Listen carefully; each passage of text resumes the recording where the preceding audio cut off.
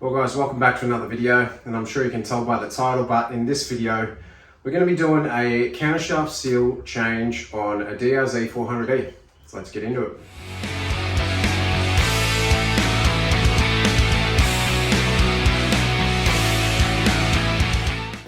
Alright, so like I said, we're going to be changing out the countershaft seal on this DRZ400E. I've done this quite a few times, and I thought I might as well make a video and post it up on YouTube for other people that might want to do this themselves. There's some videos out there, but not a lot really specific to the E model, even though it is quite similar across the board. And even doing a countershaft seal on other dirt bikes is very similar in itself, but I thought I might as well do a video, make it specific to anyone else out there that owns a DRZ400E and might want to do their countershaft seal themselves.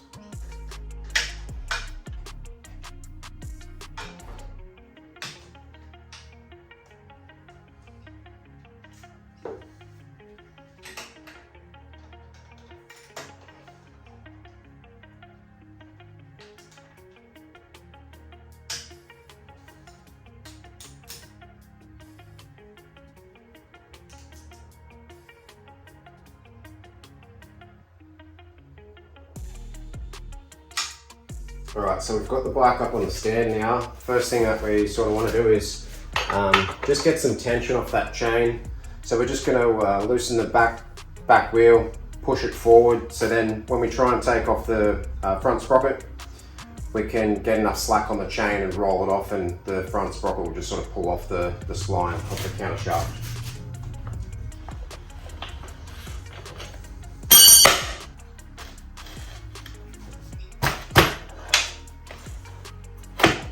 I just do the axle nut up a little bit, just to put a bit of tension on there so that the wheel doesn't roll backwards, and then keep pulling the chain tight while you're trying to get the front sprocket off.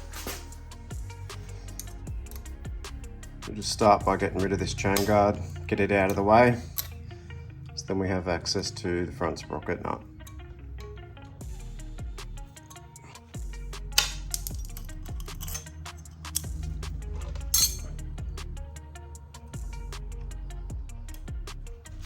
So to get this nut off, you'll need, I'm pretty sure from memory, it's a 30mm socket. I just use a shifter because I can get it off easy enough with the shifter. But before you try and attack it, you will need to bend up the little tab on that locking washer behind it, just so that the nut will spin freely.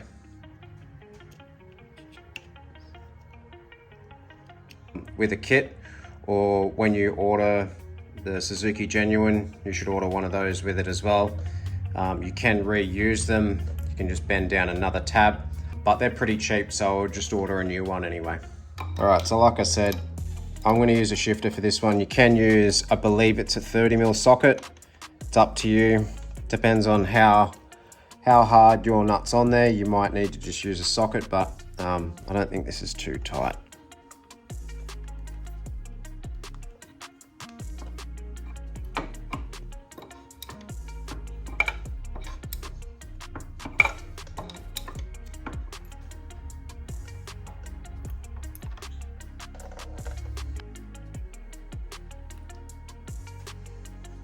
Now, if this is your first time doing this, it's a good idea to lay everything out in order as you take it off.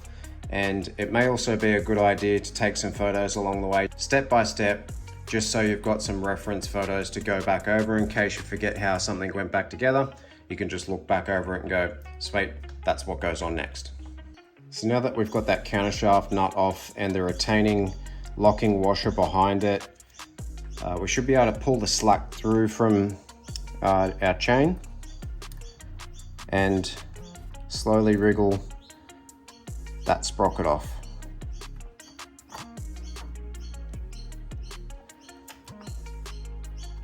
Once you've actually got it off the shaft, you should then be able to take it out of the chain.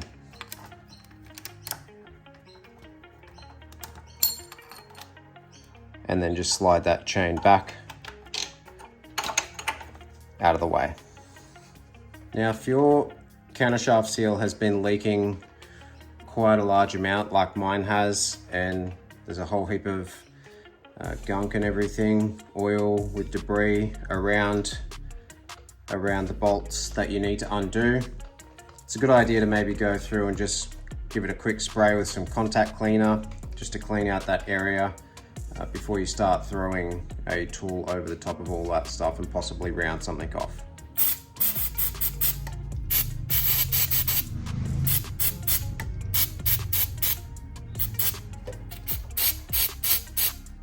Also, for anyone that hasn't done this before, you will have from factory JIS screws that come out of these.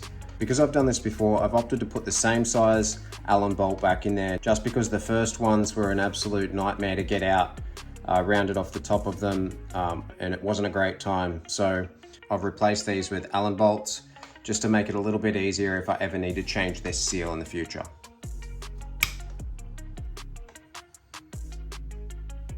Now that we have them out, the next thing to come off is the seal retainer, which then leaves behind the seal. Once again, before you actually get in there and pull the seal out, might be worth just spraying the area with a bit of contact cleaner and giving it a quick wipe down just to get rid of some of the debris around the area before you then go and put a fresh seal in there.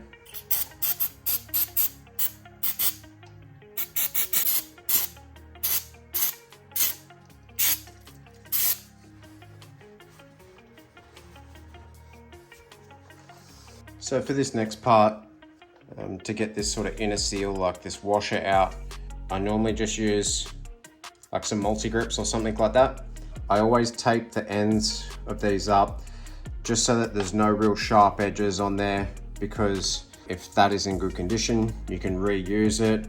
Normally when I order a seal, I order a fresh one to go back in there, depending on how old it is anyway. But if you intend on reusing it, I definitely tape up the end of your pliers or something when pulling it out, just so you don't scratch the surface of it.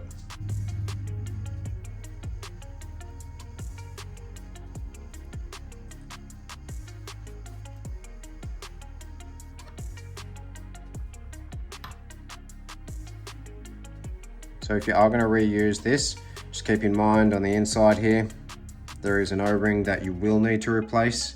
It is definitely not advisable to reuse those O-rings, so make sure you order a new one when you order the seal and everything else that you might need. Alright, so the next thing to do is to get this actual seal out, and sometimes I find pushing it in just a little bit to see if I can get any movement out of it, to see how hard it's going to be to actually pull out, is helpful. Sort of breaks whatever seal might be left on it. Over this side, the seal's definitely broken. Over here, it looks like it's still sort of a little bit tight. And then I get something that has a soft edge on it, just in case, God forbid, you do nick the engine casing. You really don't want a flathead screwdriver or anything with a really sharp angle on it, just in case. So you just want to slip it on the inside of that lip and try and pull it out ever so gently without doing any damage to the engine casing itself.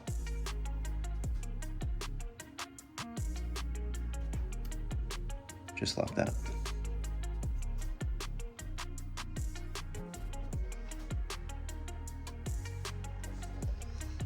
So you can sort of see this seal, it's kind of fallen apart in there, which is probably the reason why it's failed. But there's the actual spring that should be on the inside of that seal. So you just definitely want to take that out. Check the surface, check all around here, make sure all the flat spots don't have any score marks or nicks or anything which could be responsible for your oil leak, and then go ahead and clean it up so we can get ready to install the new seal.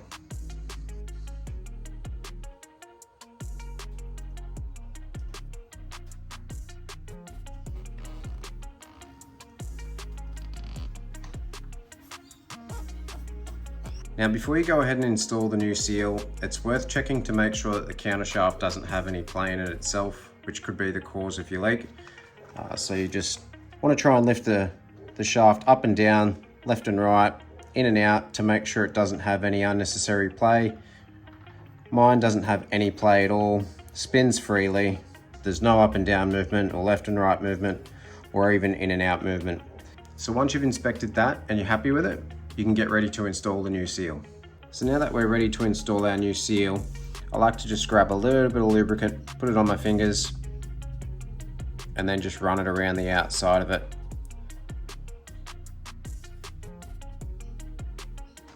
This just helps the seal slide in and get seated with a little less resistance. So when we put our seal in, we don't want to belt it in with tools or anything like that. Most cases, you can just sort of slot it in, just pressing one side to another, top to bottom.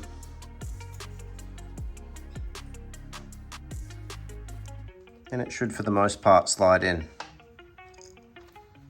If you have to use a tool to get it in that last little bit, make sure it's like a flat face tool, so you're not going to damage the engine casing if it gets hit on there or anything like that, and you're not going to damage the seal itself. When you push the seal in, you don't want to push it in any further than the casing. You want it to be flush with it as well, so no further than the engine casing. Next thing that goes on is this inner sleeve, this little spacer between the counter shaft and the seal itself. Inside here, you'll be able to see that little recessed part. Don't forget to put your O-ring in there. A little bit of lubricant and it'll slide straight in. Same thing as the other seal. I like to just put a little bit of lubricant on my fingers on the inside and the outside of this little sleeve spacer. You just want to give it a mild coating just to make it easier when it goes in. Now when you put it on, make sure these little recesses here go into the engine. When you push it on, sometimes it's easy to just turn it a little bit while it goes on.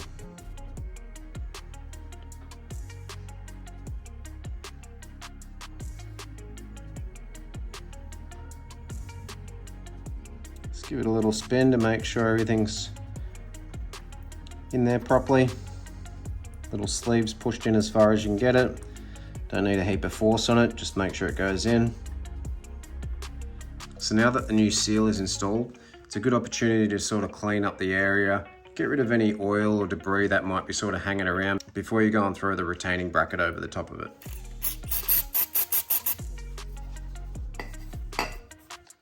So the next thing to go on is this retaining bracket here. I like to put a small amount of thread lock on these bolts just to keep everything snug.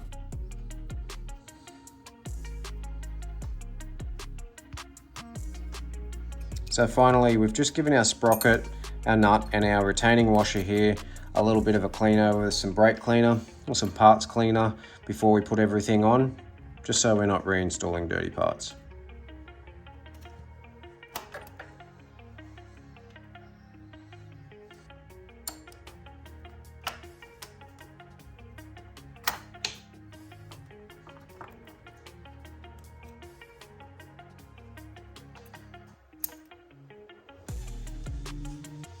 Now when you do put on this last bolt, make sure you put a little bit of thread lock on there, as they are renowned for coming loose quite often.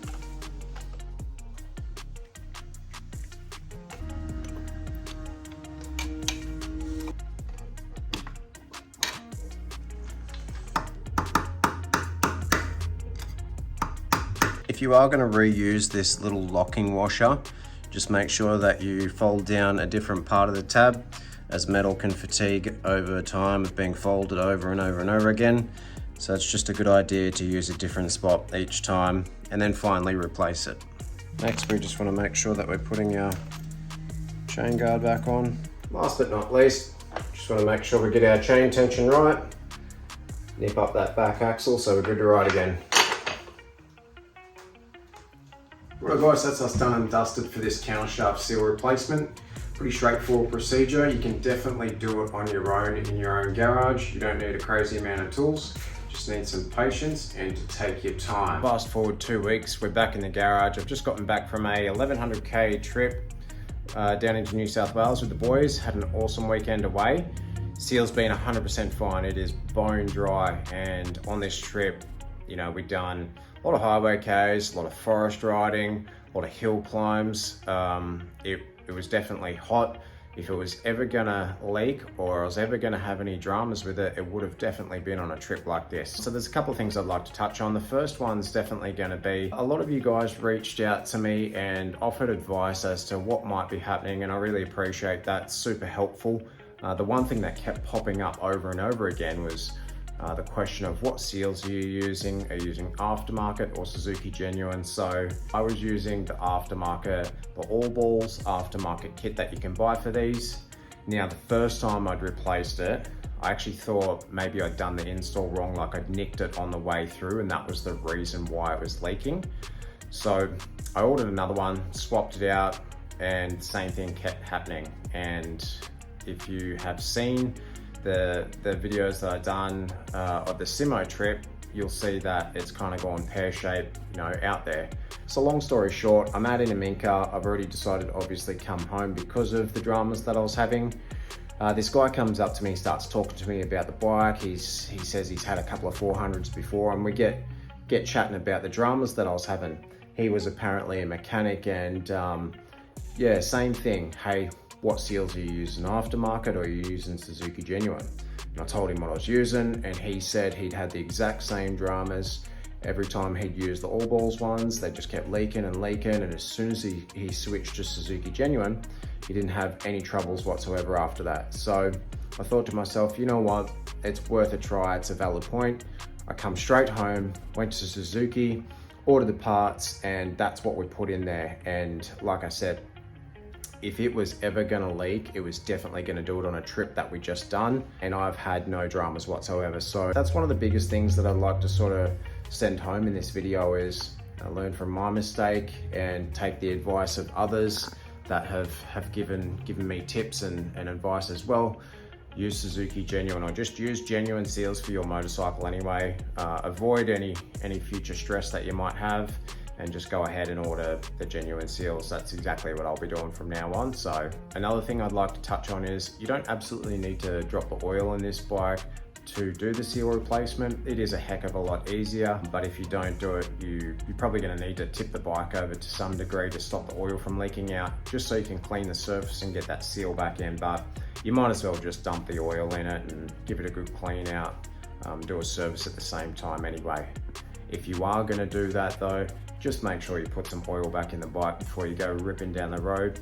You wouldn't be the first person that's dumped the oil, put the plugs back in and done something to the bike and forgot to actually put oil in it. So maybe just write yourself a little post-it note, put it on your keys before you turn it on, put oil back in bike before riding, so you don't just have an absolutely terrible day. Anyway guys, I'm gonna wrap this video up here. I hope that these little install videos, these little DIY videos inspire you to get your hands dirty and work on your own bike. I absolutely love it. I think it's part and parcel of owning your motorcycle, is being able to work on it and enjoy that aspect of it as well. So I hope these videos inspire you to do the same. But as always, thank you very much for watching. Thank you everyone for supporting the channel. It's very much appreciated. We'll see you in the next video.